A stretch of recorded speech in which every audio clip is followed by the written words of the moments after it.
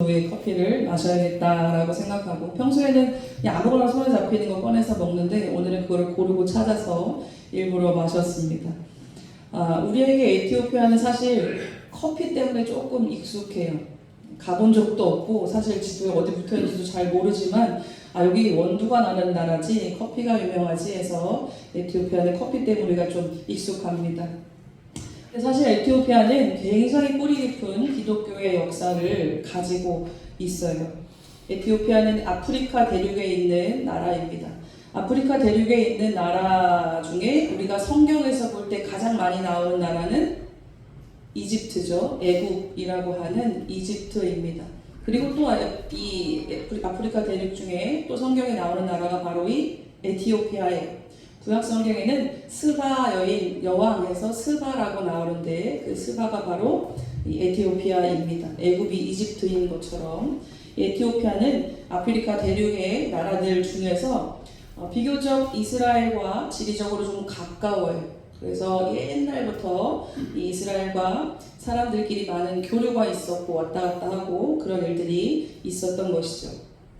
벌써 한 1000년 전에 이 사도행전 말씀이 선포되는 이때보다 한 1000년 정도 전에 그 솔로몬의 지혜를 배우고자 스바 여왕이 찾아왔던 일이 있었지요. 그때부터 지금까지 이 사도행전 말씀이 선포된 지금까지 계속 이런 교류가 어쨌든 있었다는 것입니다. 현재 2026년 지금 요즘 날에 에티오피아는 현재 카톨릭 또 정교회 또 개신교를 포함하는 기독교의 인구가 전체 인구의 한 70% 정도 된다고 해요. 굉장히 많죠? 우리나라에도 십자가가 그렇게 많고 교인이 우리도 동네 가다 보면 물어보면 어디 교인이 많잖아요. 천주교든 뭐 개신교든 교인이 많은데 그래봤자 우리나라의 기독교 인구는 20%가 된다 안 된다 왔다 갔다 합니다. 근데 70%라는 거는 뭐 거의 만나는 사람마다 거의 기독교인이라고 보면 되겠죠. 나머지는 이제 이슬람교, 기타 등등 이렇게 있습니다. 또 굉장히 우리가 몰랐던 좀 쇼킹한 사실이 뭐냐면 이 에티오피아는 전 세계에서 가장 먼저 최초로 기독교를 자기 국교로 정한 나라예요. 우리가 흔히 로마를 그렇게 알고 있지만 로마보다도 훨씬 이전입니다.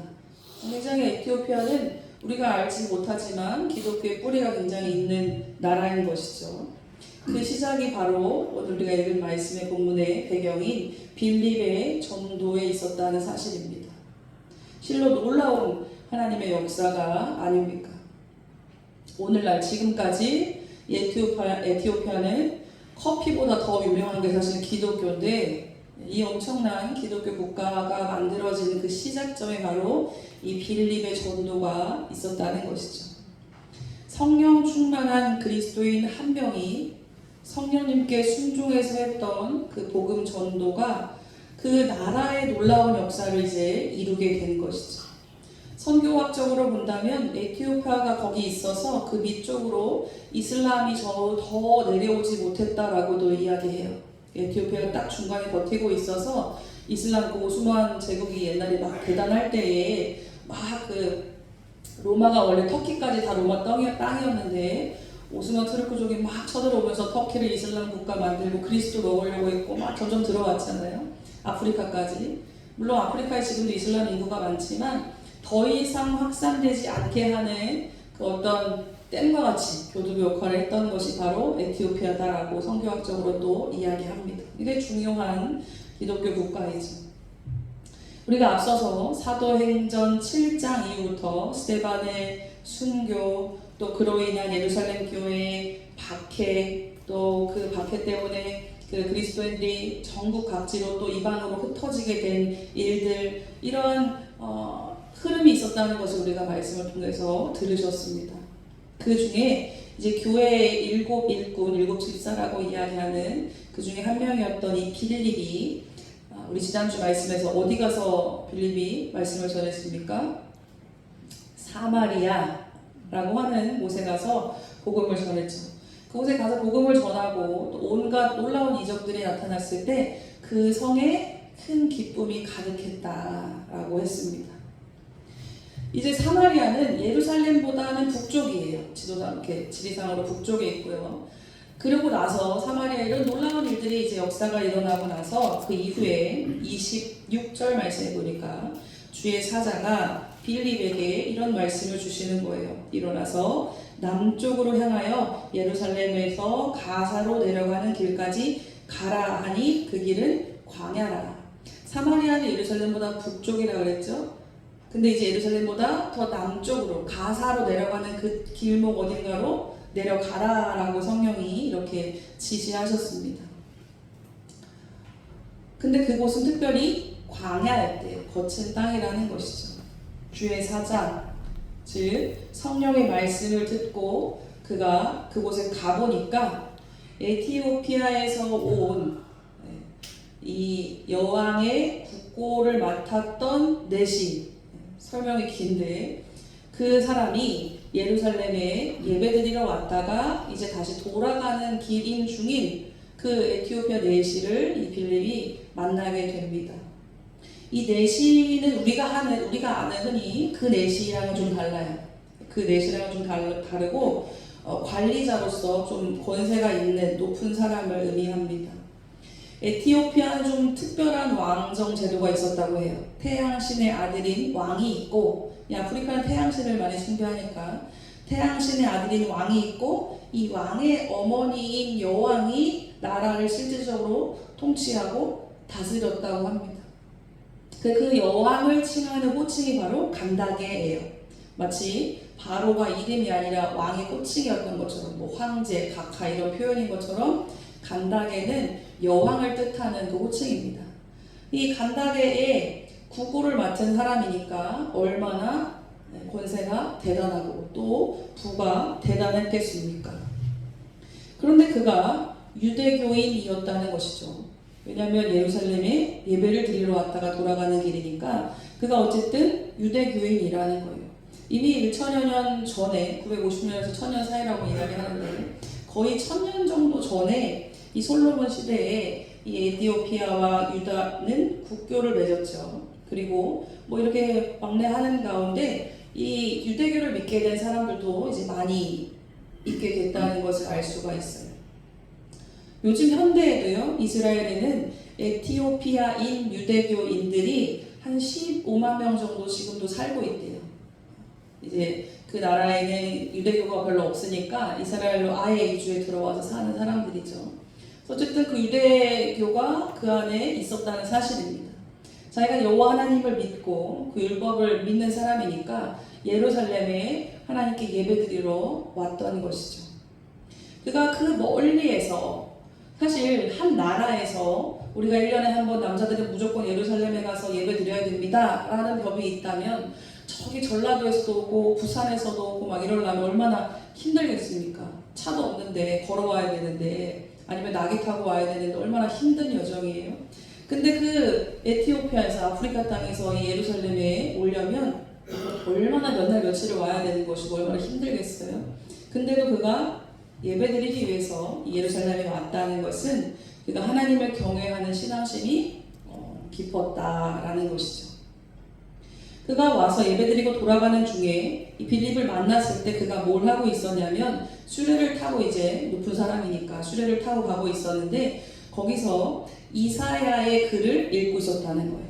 그러니까 이사야서를 성경을 읽고 있었다는 것이죠.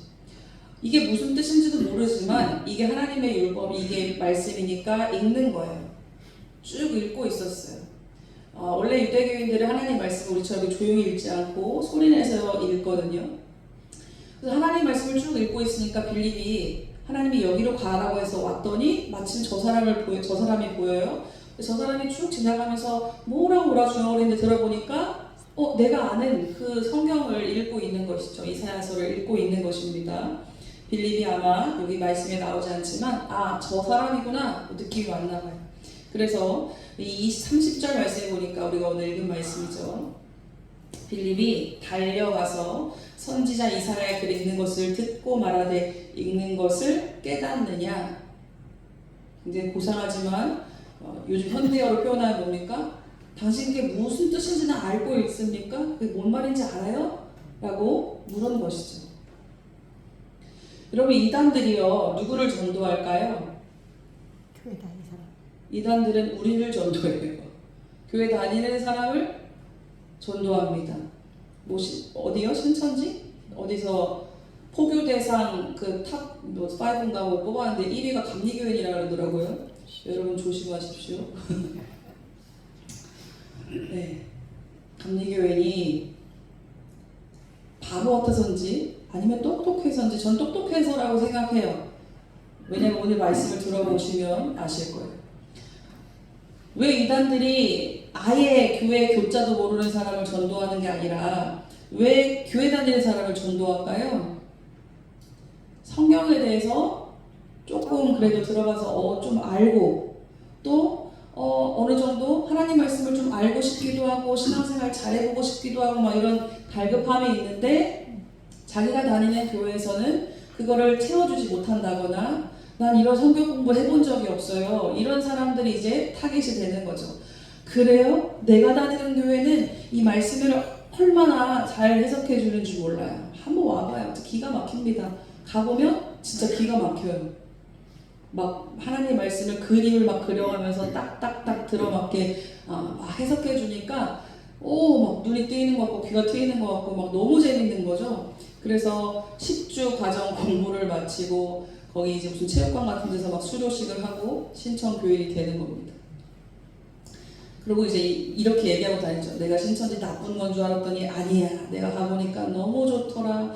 내가 교회 갔을 때는 사랑을 못 받고 참 교인들은 정이 없고 매정하고 사람들이 나쁜데 근데 내가 거기 신천지 가보니까 사람들이 착하고 잘해주고 너무 따뜻하고 거기에 진짜 하나님의 사랑이 있고 은혜가 있어 이러면서 엄청난 전도자가 이제 되더라고요. 그런 분들을 몇몇 봤습니다.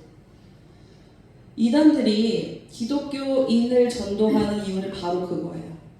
기독교인들은 기본적으로 하나님 말씀을 좀 알고 싶은 마음들이 있어요.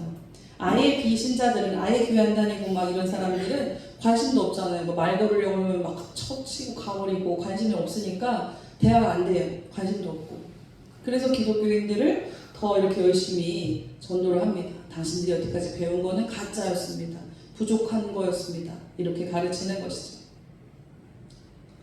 이 빌립이 에티오피아 내시를 만났을 때 이 에티오피아 내시는 바로 진리에 대한 갈급함이 있었어요.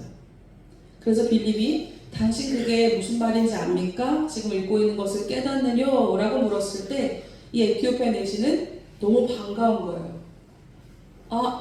당연히 나를 가르쳐주는 사람 없으니까 잘 모르는데 나를 좀 가르쳐 주시겠습니까? 하면서 자기 수레에 올라와 앉으래요.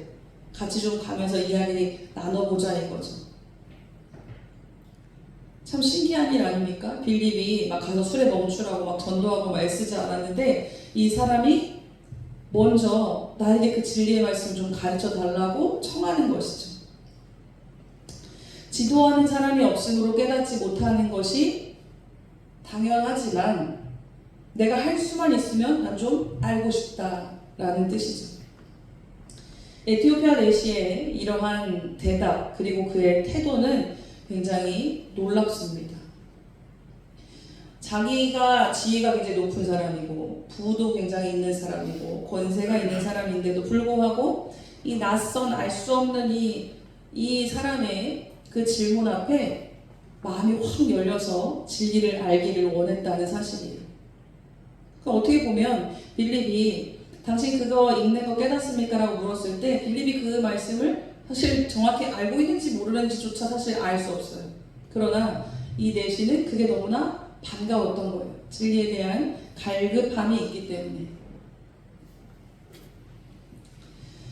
우리가 하나님을 만난다고 할 때에, 하나님을 경험한다고 할 때에 여러분들이 예수 믿게 되고 교회에 오게 되는 그 모든 과정 속에서 엄한 길로 나를 인도하지 않고 그래도 제대로 된 사람을 내가 만나서 하나님 앞에 이렇게 예배드릴 수 있게 된 것 참으로 큰 은혜입니다.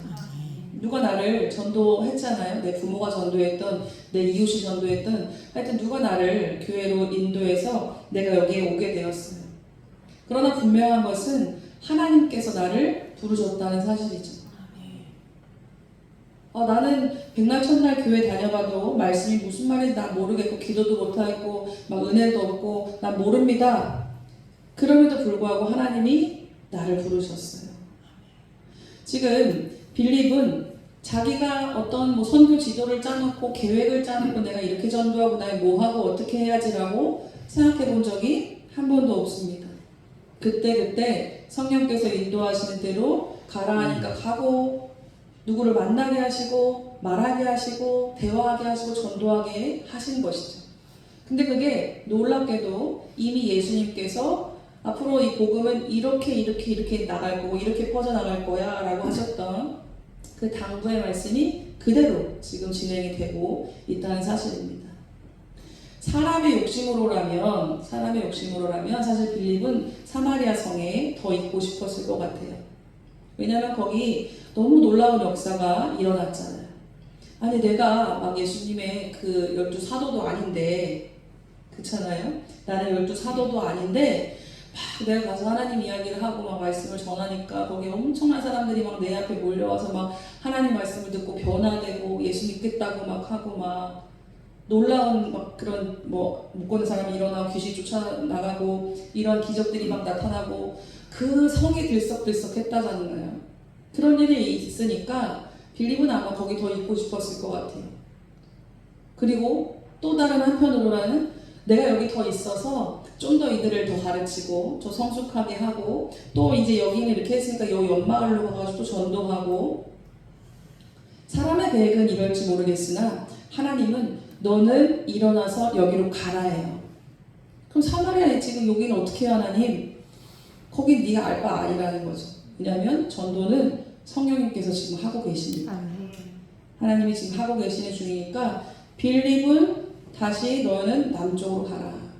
거기 남쪽에 누가 있냐면 이 에티오피아 내시가 있었던 것이죠. 하나님께서 이 에티오피아 내시에 이 하나님을 찾고자 하는 이 마음을 참으로 귀히 보셨던 것 같아요. 그렇죠? 그래서 하나님께서 이 에티오피아 내시가 여기를 처음 왔겠습니까? 그동안도 몇 번 왔겠죠. 그런데 지금 그가 하나님의 말씀을 복음을 들었어야 되는 거예요. 그래서 빌립을 이곳으로 보내셨습니다. 어찌 보면 여러분 지도를 한번 표시해서 보시잖아요. 이제 예루살렘에 있다가 사마리아에 갔다가 예루살렘 다시 내려갔다 거쳐서 가사로 내려가는 길에서 여기로 갔다. 그 다음 밑에 또 아소도라고 하는 곳으로 이제 뒤에 보면 가는데 지도를 표시해서 보면요. 흔히 우리가 말하는 그 동선이 엉망진창이에요. 빌립이 계획을 했다면 이런 동선을 안 짰을 거예요. 여러분 굉장히 뭐 성향 중에 즉흥적인 사람이 있고 계획적인 사람이 있다 그러잖아요. 여러분 계획적인 사람이 만약에 하나님의 손에 붙들려서 전도여행 떠나면 미쳐버릴 판이에요. 하나님 그거는 동선에 너무 안 맞아요. 여기를 갔다가 거쳐서 여기를 가야 시간이 단축되고 길이 더 바르고 기름값도 아끼고 여기를 이렇게 가면 가는 길이 어디도 들릴 수 있고 더 효율적인데 하나님 여기 갔다 왔다 저기 반대로 막 가라 그러고 막 동선이 엉망진창이란 말이에요. 근데 하나님의 완벽한 타이밍이 있었다는 사실이죠. 빌립이 여기를 먼저 갔어도 안 되고 여기를 먼저 갔어도 안 되는 거예요. 하나님이 지시하시는 그 타이밍에 그때의 그 순종함으로 복음을 전했을 때에 놀라운 역사가 나타났다는 사실입니다. 그러므로 복음 전도는 사실 누가 하시는 것이냐? 하나님이 하시는 겁니다. 우리가 누군가를 막 애타게 전도하고 싶어요. 저 사람 예수 믿고 구원받아야 되는데 저 사람 지옥 가면 안 되는데 천국 가야 되는데 막 안타깝고 막 그래요. 막 눈물을 흘리면서 막 정말 사랑하는 마음으로 안타까운 마음으로 기도합니다.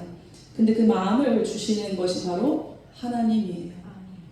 하나님이 은혜 주시지 않으면 내가 내 사랑하는 가족이라도 이 사람이 구원받아야 되겠다는 생각을 하지 못합니다. 진짜예요.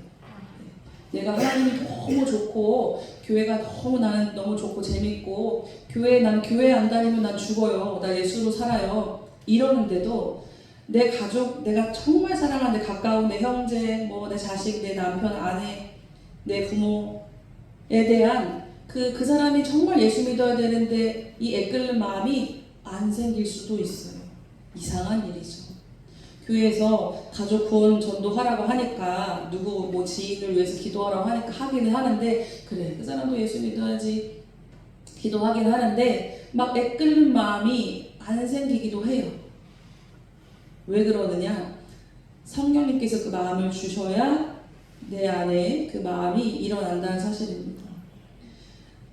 내가 정말 내 가족을 사랑해서 내 형제를 사랑해서 그 사람이 교회 왔으면 좋겠어요. 예수 믿었으면 좋겠고 구원받았으면 좋겠어요. 천국 같이 갔으면 좋겠어요. 근데 내 그 애끓는 마음보다 사실은 누가 더 애끓어 하시냐? 하나님이 더 애끓어 하신다는 사실입니다.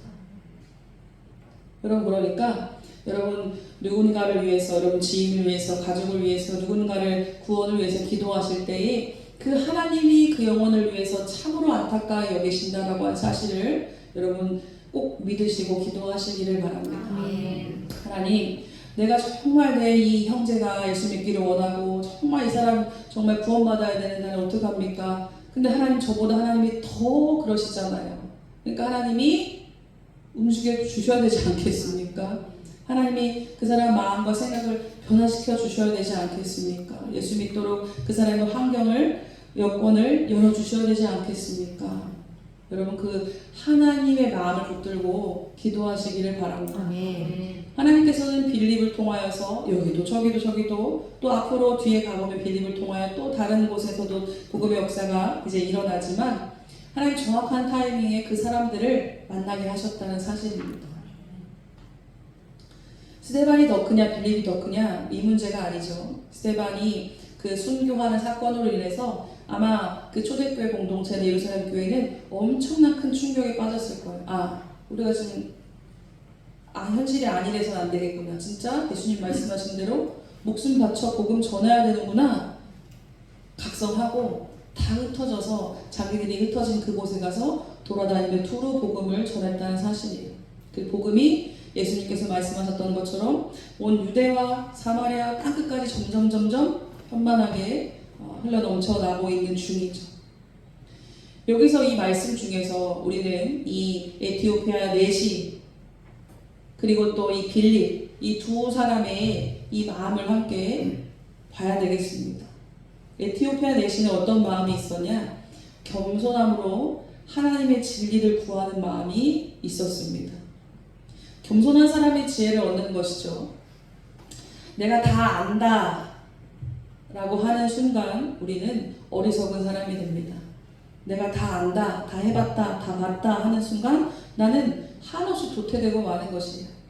근데 특별히 우리가 뭐 세상 지식은 내가 얻은 정도 높이까지 올라갈 수 있을지 모르겠지만 우리 영적인 세계에서 또 하나님의 하신 일들에 대해서는 우리는 다 안다고 말할 수 있는 사람이 아무도 없습니다. 우리는 항상 귀를 열고 들을 수 있기를 소원합니다. 아멘. 지혜, 솔로몬이 율천번제를 드리고 지혜를 달라고 하나님께 말씀드렸을 때 그 지혜는 바로 듣는 마음을 이야기해요. 어떤 뭐 지혜가 능력이어서 내가 너 안에 지혜를 불어넣어준다, 뿅! 지혜자가 되었다 이게 아니라 지혜는 듣는 마음입니다. 하나님께 대하여 항상 열린 귀를 가지고 있으므로 하나님이 때때마다 판단하게 하시고 생각하게 하시고 바른 길로 지도해 주시는 것이죠. 이 지혜, 듣는 마음이 우리 가운데 있어야 됩니다. 아멘. 이 에티오피아 내시는 진리에 대한 갈급함과 또한 겸손함이 있었습니다. 그래서 마침내 그가 빌립을 만났을 때 참 진리를 듣게 되고 그리고 그가 구원받는 놀라운 은혜를 경험하게 된 것이죠. 이 이사야 글을 열심히 읽는데 여기서 고난받는 이 종이 도살장이로 가는 양과 같이 끌려가는 이 고난받는 종이 누군지를 모르겠어요. 그래서 빌립한테 우리 뒤에 말씀에 이게 누구냐? 이게 혹시 이사야 선지자냐? 라고 물어요. 그러니까 이거 하나님 말씀이니까 읽기는 읽어야 되겠어서 계속 읽고 하는데 이게 무슨 뜻인지를 모르겠는 거죠. 근데 마침 만난 이 빌립은 어떤 사람이냐? 빌립은 당연히 구약성경에 대해서도 다 아는 사람이고 이제 그리스도 예수를 믿음으로 이 구약성경에서 말하는 메시아가 바로 예수님이라는 사실을 아는 사람이죠. 그래서 빌립이 그것에 대해서 설명을 해주는 겁니다. 이사야 선지자가 가리킨 바로 그 자가 바로 예수 그리스도시다. 예수 그리스도를 믿어야 우리가 참으로 구원받는 것이다. 하나님의 구원의 완성이 이루어지는 것이다. 라고 복음을 가르쳐 줍니다.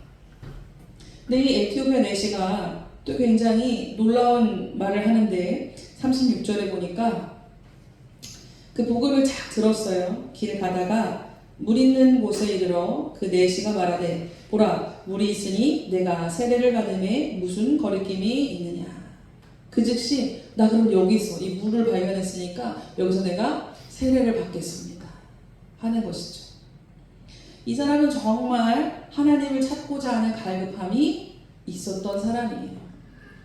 그 사람에게 그 갈급함이 있고 하나님을 경외하는 사람에게 하나님이 빌립을 보내주신 것이죠. 우리 주변에는 흔히 말하는 이 구도자들이 있습니다. 구도자가 뭐냐면 진리를 찾아 헤매는 사람들을 구도자라고 해요. 어디 가서 내가 참 진리를 발견할까? 교회도 가보고 만족함이 없어. 절에도 가보고 만족함이 없어. 또 혼자 막 산에 들어가서 막 촛불 켜놓고 100일 기도를 한다고 해보고 만족함이 없어. 어디 무당 밑에 들어가가지고 도제 교육도 받아봐도 이것도 아닌 것 같아. 진리를 찾아 막 돌아다니는 사람들을 구도자라고 해요. 혹은 그렇게까지 막 종교에 심취해서 막 그렇게까지 안 하더라도 항상 마음속 깊은 곳에 뭔가 이 세상에 이게 전부가 아닌 것 같은데 내가 지금 뭐 아무 탈 없이 문제 없이 지금 내 인생이 잘 되고 있지만 이게 다가 아닌 것 같은데 라고 하는 그 은근한 진리를 찾고자 하는 마음을 가진 사람들이 분명히 있습니다. 그런 사람들을 구도자라고 해요. 도를 찾는 사람들입니다. 또는 나름의 자기 지혜로 세상의 진리를 또 이치를 깨닫고 발견했다고 하는 사람들도 있죠. 그러나 온전한 지혜, 사람을 살리는 지혜는 하나님 말씀에 있는 줄로 믿습니다. 아멘. 하나님께서 만드신 세상을, 하나님께서 만드신 사람을 어떤 것으로 과연 설명할 수 있겠습니까? 세상이 세상을 설명할 수 있습니까? 사람이 사람의 인생을 논할 수가 있습니까? 우리는 한계가 있을 수밖에 없는 것이죠. 우리는 하나님의 지혜가 필요합니다. 그것을 아는 것이 바로 은총이에요. 우리의 마음을 열고 귀를 열어서 하나님 말씀을 듣기를 소원합니다. 아멘. 하나님이 나에게 너가 지금 일어나서 어디로 가라, 순종하라 라고 하는 마음을 주실 때가 있습니다. 빌립과 같이. 그때에 우리가 반드시 순종할 수 있기를 소원해요.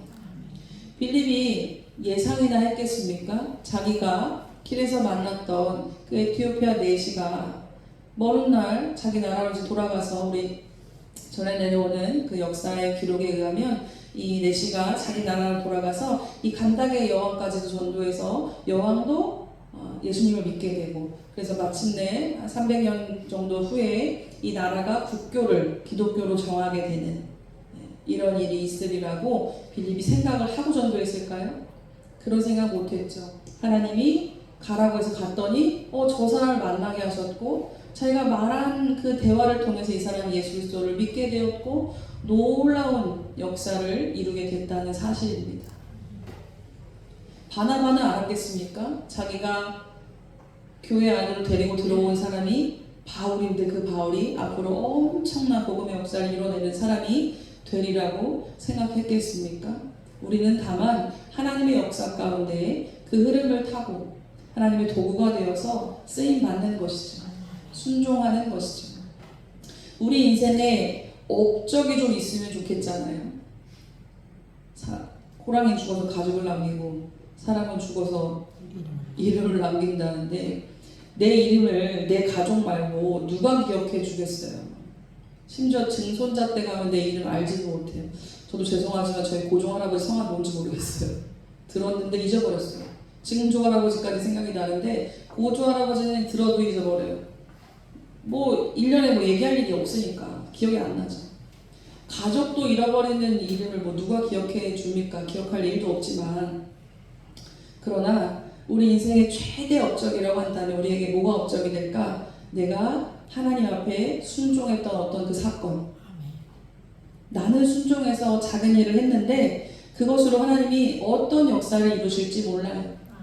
빌립이 전도했더니 에티오피아가 지금 2026년에도 기독교 인구가 70%에 달하는 이러한 나라가 됐다는 사실이죠. 얼마나 큰 놀라운 하나님의 은혜입니까? 하나님께서 여러분을 쓰시겠다 할 때에 아멘하고 쓰임 받으시기를 축복합니다. 또 우리 가운데 우리 주변에 이렇게 진리를 찾는 사람이 누가 있을까? 우리가 어떤 만남 속에서 대화 속에서 저 사람이 갈급하구나, 하나님의 진리를 찾는구나, 그때에 우리가 가진 그 은혜를, 복음을 전해줄 수 있기를 소원합니다. 반드시 있습니다. 반드시 여러분 주변에 진리에 대해 갈급한 구도자들이 있어요. 그들에게 복음을 전할 수 있기를 축복합니다. 우리 기도하겠습니다. 하나님, 오늘도 하나님의 은혜 가운데 또 빌립, 또 에티오피아 내시 이들의 만남에 대해서 함께 말씀을 나눴습니다. 하나님, 우리 가운데도 그런 복음의 위대한 만남들이 우리 가운데 있게 도와주시옵소서. 늘 전도할 수 있는 말들을 우리 가운데 품게 하시고 전할 수 있도록 지혜와 능력 또한 더하여 주시옵소서. 또 우리가 진리에 대해서 탐구하는, 진리를 찾는 이들에게 또 해답을 제시해 줄 수 있는, 빛을 보여줄 수 있는 자들이 될 수 있도록 도와주시옵소서. 감사합니다. 우리 주 예수님의 이름으로 기도드립니다. 아멘.